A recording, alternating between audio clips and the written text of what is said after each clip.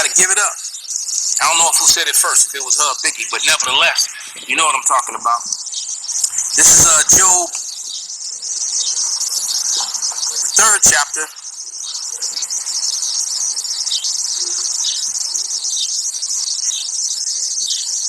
And let me see, I think it's verse 4 and 5.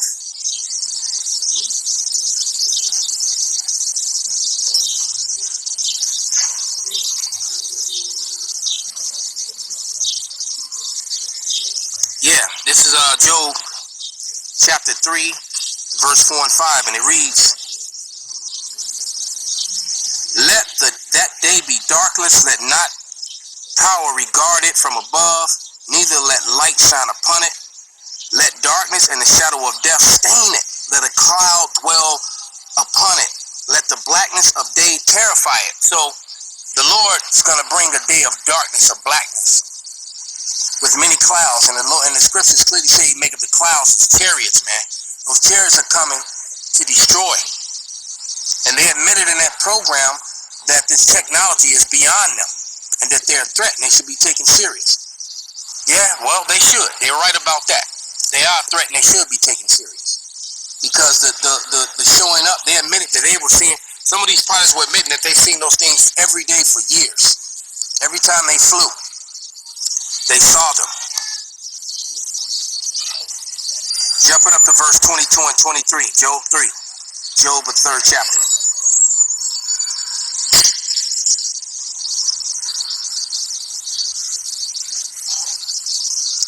21, Salakia, 21 through 23. And it reads, Which long for death, but it cometh not, and dig for it more, and dig for it more than for hid treasures, which rejoice exceedingly and are glad when they can find the grave. Why is light given to man whose way is hid, and whom God hath hedged in? See, and they're digging up the grave for death, but death is going to flee from them, man. All right? It's going to get so bad out here that they're going to wish for death. They're going to wish that they were dead. But death will flee away. That's how bad it's going to get in this society very, very soon, man. And I can't wait. A lot of things are set to kick off this summer. Right as they're opening back up. They're going to open back up, and then all they're going to do is use that as an excuse to shut back down, man. Point blank, period. And the real oppression is on its way. All right? This is Zechariah 5.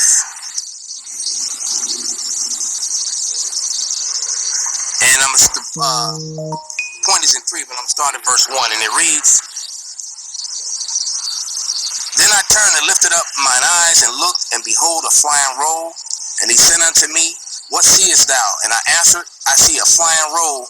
The length of it thereof is 20 cubits, and the breadth of it 10 cubits. And they talked about, they were describing these things. One, they described it looked like a tic-tac. All right? And everyone knows what a tic-tac looks like, the little candy tic-tac. All right? Or they will call them cigars or whatever. But basically, they said these things had no wings. They had no fumes, they made no noise. They left no chemtrails and no exhaust trails, none of that. But yet they were flying. And they said that they would do maneuvers that would that defy physics. No, it defies physics in the realm of the earth, man. All right, we're talking about the beings that created everything. All right, that operate in a different dimension. Okay, but you can't laugh and make fun of it anymore because they're admitting to these things existing. So now so basically, all these people have been claiming they've been seeing things in the sky that are unnatural, and you laughed and scoffed them. The joke's on all you people, man. The joke's on you. All right. I'm gonna try to wrap this up, finish it up before the rain come. I prayed to the Lord that He hold it back till I was done, because it definitely looks like it's gonna rain. Verse Zechariah 5 and 3, and it reads, Then he said unto me, This is the curse that goeth forth over the whole face of the Salakia. Then he said unto me, This is a curse that goeth forth over the face of the whole earth. For everyone that stilleth shall be cut off as as on this side according to it, and everyone that sweareth shall be cut off as on that side according to it. So who stole all these places on the planet and then set up their own laws and set up laws that favored them, falsified history that kept them in power and oppression, and putting laws that oppress the people of the land and all the brown people round about, so that they and created white superiority, basically. Okay? Let's get another scripture that proves that what the Lord feels about them that stealeth. All right? This is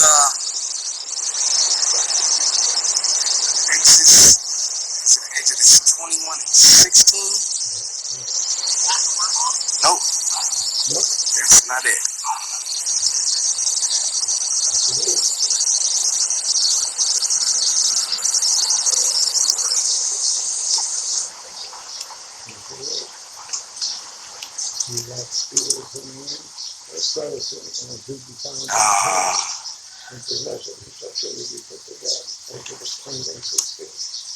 Nope, that's not it either.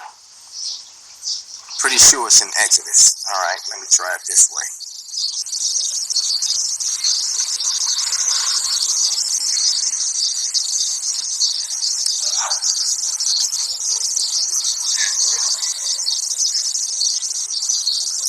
I guess it was. I must have.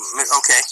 And this is Exodus 21 and 16, and it reads, "And he that stealeth a man and selleth him," transatlantic slavery, the slavery of the natives, the Latin, and the so-called Negroes.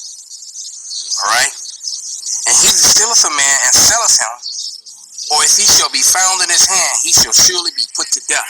There's no other way out of this but death, man. All right?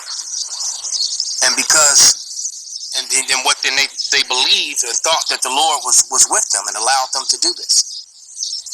But that prophecy was being fulfilled. That was part of the prophecy. All right? I always tell you that Manifest Destiny has a part 2. And part 2, you don't fare well. You know, you Edomites, nor you other heathens. All right? I'm tempted to move the camera so you can see all these birds that are just hanging out now. Right in front of me. But yeah, one last scripture. Let's go to Job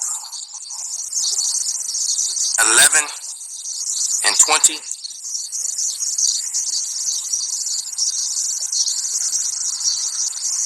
And it reads, "But the eyes of the wicked shall fail, they shall not escape, and their hope shall be as the giving up of the ghost." So like I said, their only hope is going to be in death, and death is going to come to them. But not before they live in a hellish condition. They have 1,000 years of slavery to come. All right? And those that do die with death by pain, they're gonna be born right back into this world, right back into slavery. All praise, glory, and honor be unto Yahweh, by Hashem Yahweh Shai, by Hashem Rakakwadash, Wa Abba Babal, Kwam Yasharallah.